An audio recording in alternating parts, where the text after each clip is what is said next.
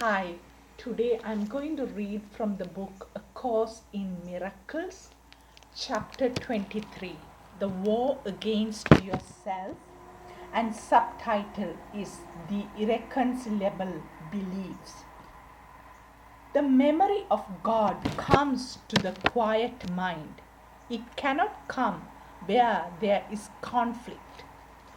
For a mind at war against itself remembers not eternal gentleness.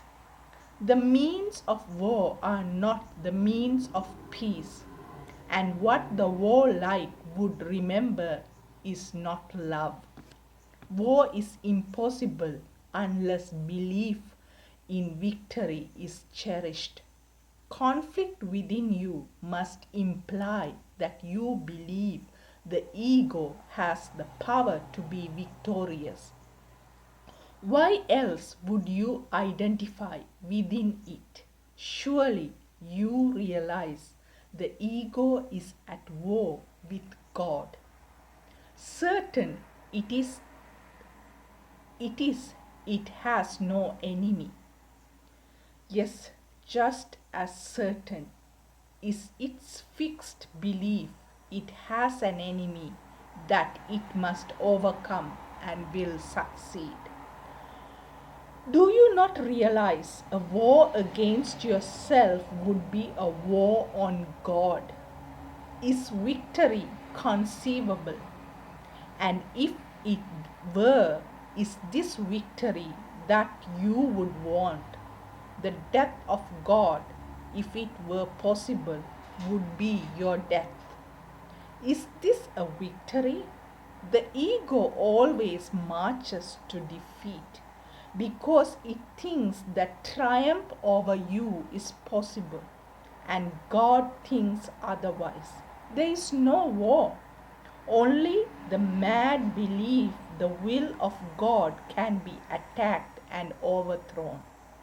You may identify with this belief, but never will it be more than madness.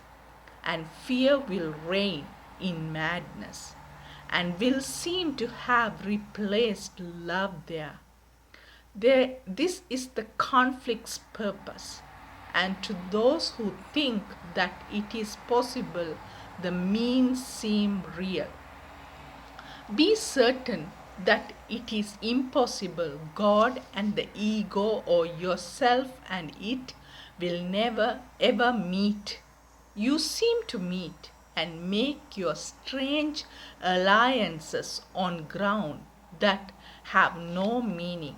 For your beliefs converge upon the body, the ego's chosen home, which you believe is yours. You meet at a mistake, an error in your self appraisal. The ego joins with an illusion of yourself. You share with it, and yet illusions cannot join. They are the same, they are nothing. Their joining lies in nothingness. Two are as meaningless as one or as 1,000. The ego joins with nothing. Being nothing, the victory it seeks is meaningless as itself. Brother, the war against yourself is almost over. The journey's end is at place of peace. Would you not now accept the peace offered you here? This enemy you forgot as an intruder on your peace is here transformed before your sight into the giver of your peace.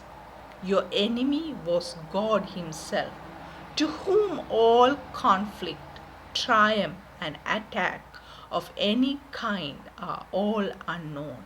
He loves you perfectly, completely, and eternally.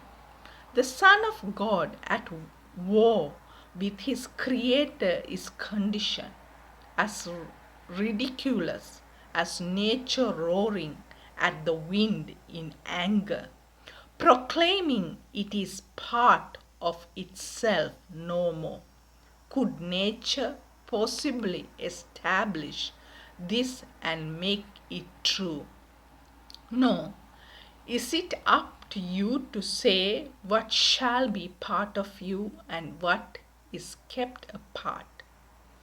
The war against yourself was undertaken to teach the Son of God that he is not himself and not his Father's Son.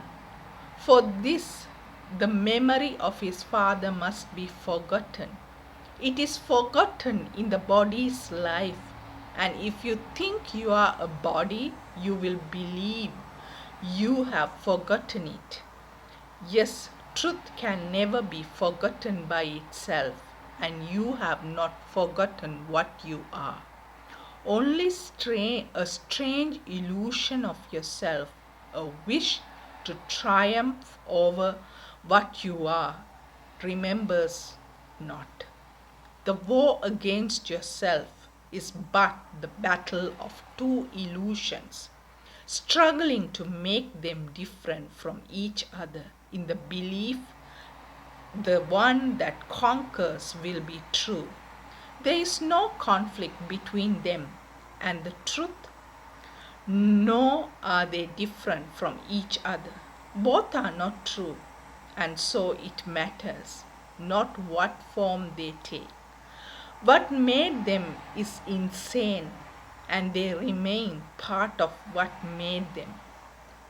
Madness holds out no menace to reality and has no influence upon it.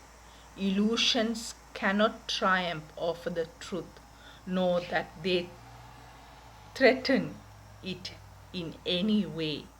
And the reality that they deny is not part of them.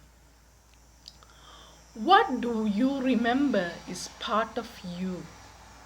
You must be as God created you. Truth does not fight against illusions, nor do illusions fight against the truth. Illusion battle only with themselves. Being fragmented, they fragment, but truth is indivisible and far beyond their little reach. You will remember what you know when you have learned you cannot be in conflict. One illusion about yourself can battle with another, yet the war of two illusions is a state where nothing happens.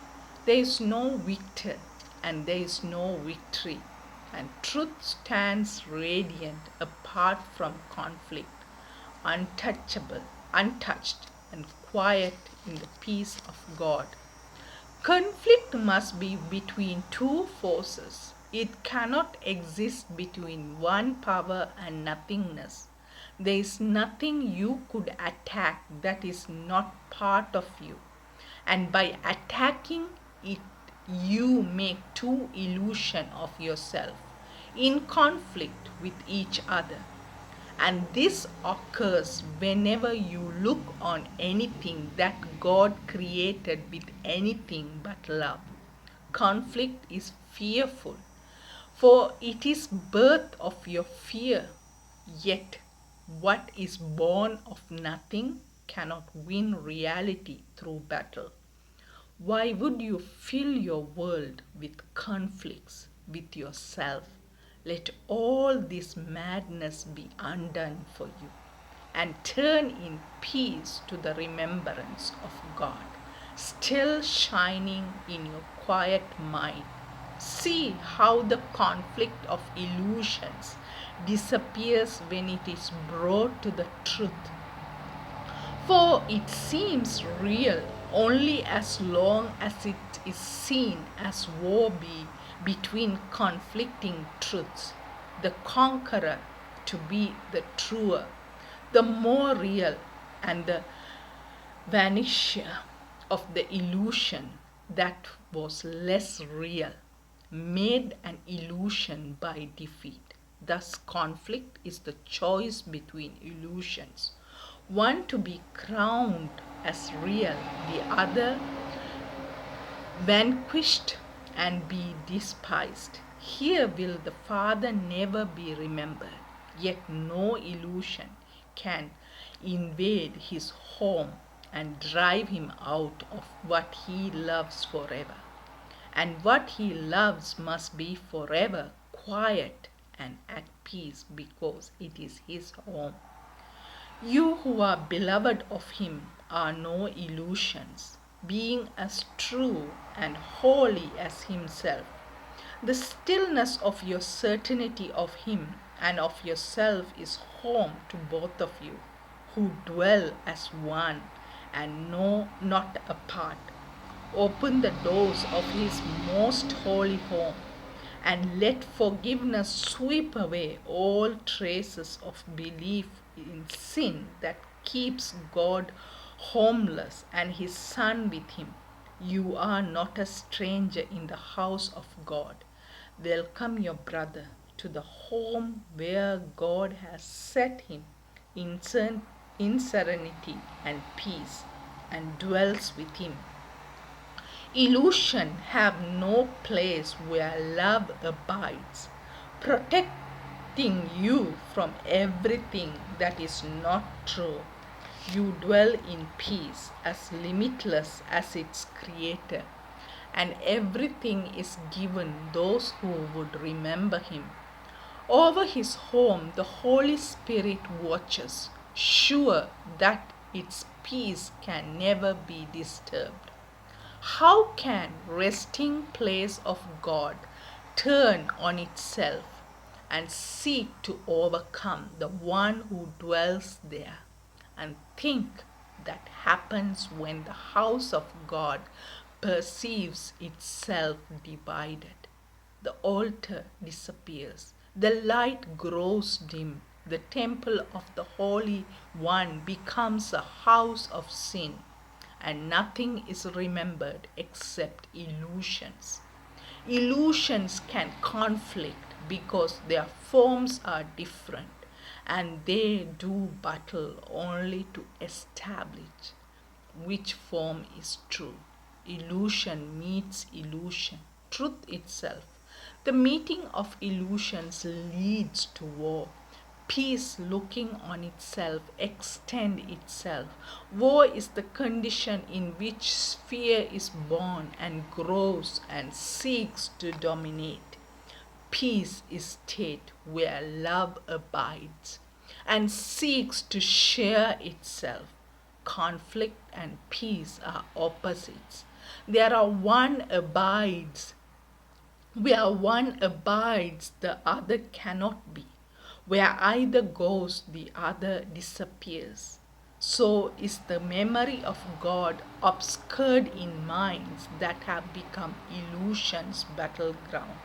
Yet far beyond this senseless war it shines, ready to be remembered when you side with peace.